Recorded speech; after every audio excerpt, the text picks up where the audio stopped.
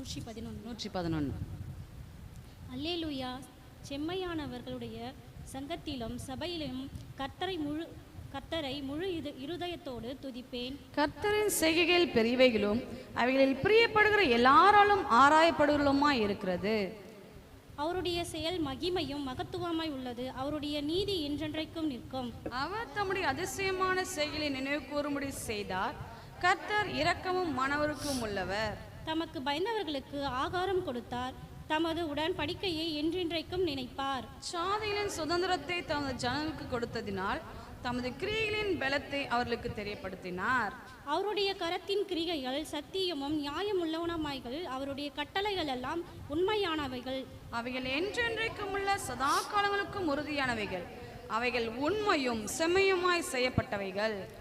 அவர் தமது ஜனத்திற்கு மீட்பை அனுப்பி தமது உடன்படிக்கையை நித்திய உடன்படிக்கையாக கட்டளையிட்டார். அவருடைய நாமம் பரிசுத்தமும் பயங்கரமானது. கர்த்தருக்கு பயப்படுதலே ஞானத்தின் ஆரம்பம். அவருடைய கற்பனைகளின் மீது செய்கிற யாவருக்கும் நற்புத்தி உண்டு. அவர் புகழ்ச்சி என்றென்றைக்கும் நிற்கும். கர்த்தருக்கு